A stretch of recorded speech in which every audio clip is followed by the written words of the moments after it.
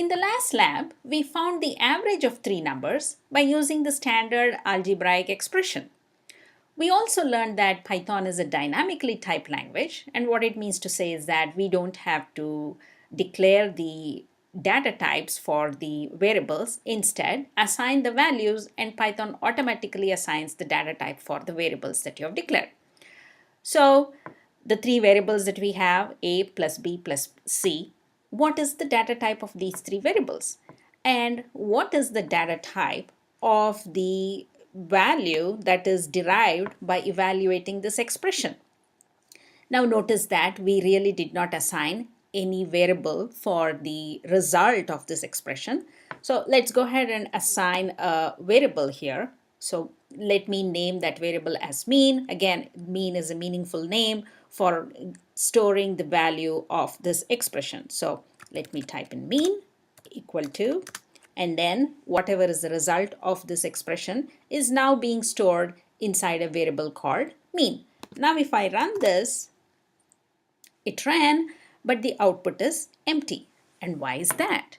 This is because when you don't assign a variable for any expression, Python automatically assigns a variable with the name underscore.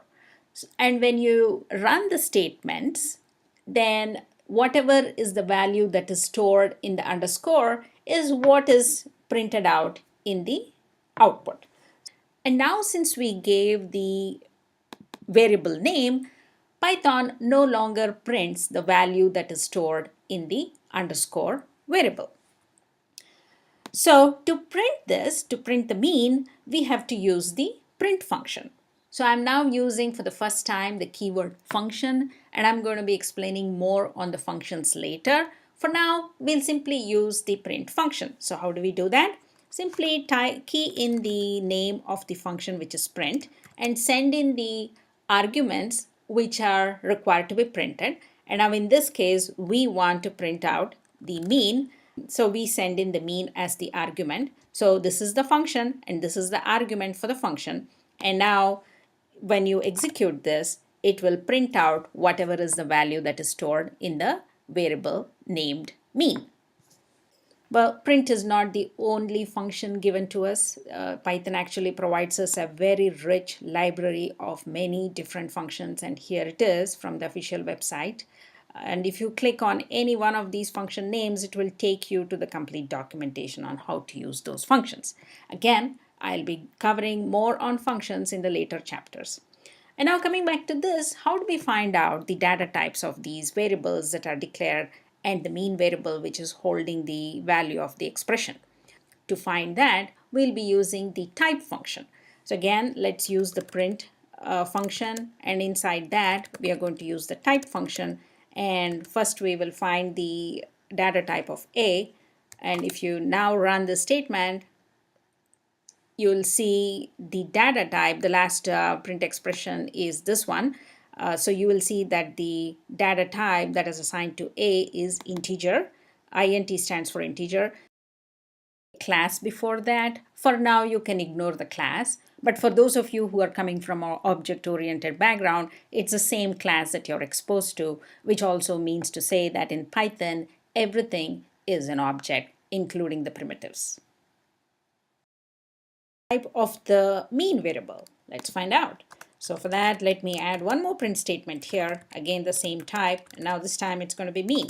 So if I run this, you'll notice that the data type of mean is actually float. That's why you see the decimal point here.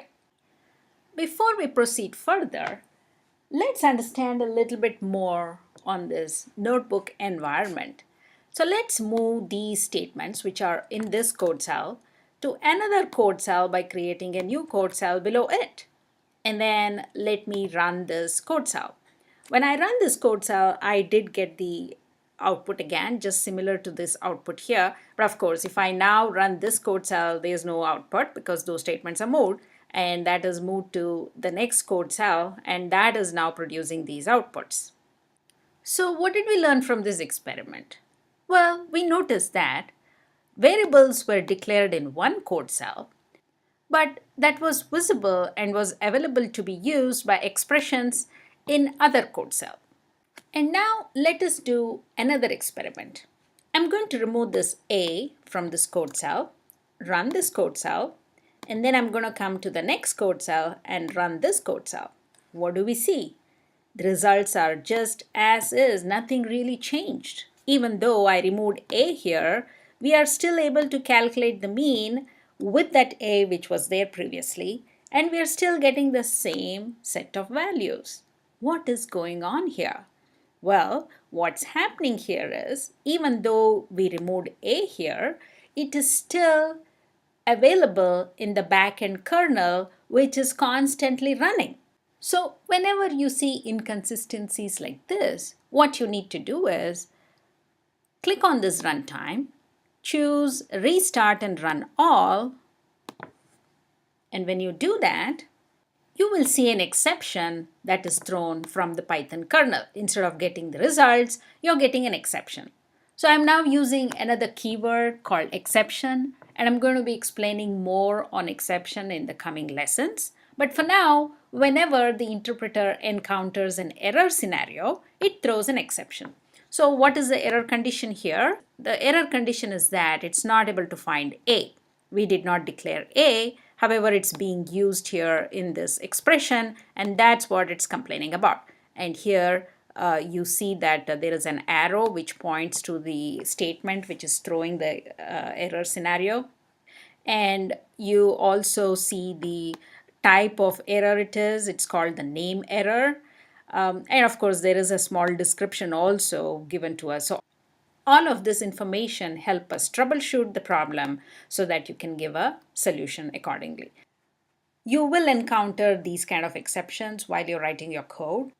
And your first step is to understand as much as possible from all of these, like which statement the error is thrown, what is the type of error, and what exactly is a problem. So you will get some kind of clue here. And once you have the clue, you go back to your program, figure out what is going on, and give a fix. Sometimes it so happens that despite reading all the information that is given by the kernel, this information is, by the way, called the stack trace. Despite reading the stack trace, you are still not able to understand what the problem is. In such cases, you can click on the Search Stack Overflow, which takes you to the search page from Google, where all of these links are from a website called Stack Overflow.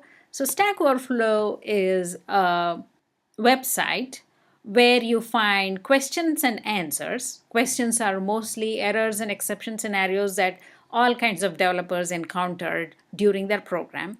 And answers are basically given by other developers who have also encountered similar situations and they found a solution for it. Any developer who is worth their salt will go to Stack Overflow these days to find potential solutions to their problems. Also note that when you click on this link, it automatically picked up your error because that's what you see in the search box. But however, you do see that your specific A is also carried over. Sometimes having keywords in the search which are specific to your program will not yield the desired search result. So in such cases, ensure that you remove it and then search again so that you might land up getting the results that you're looking for.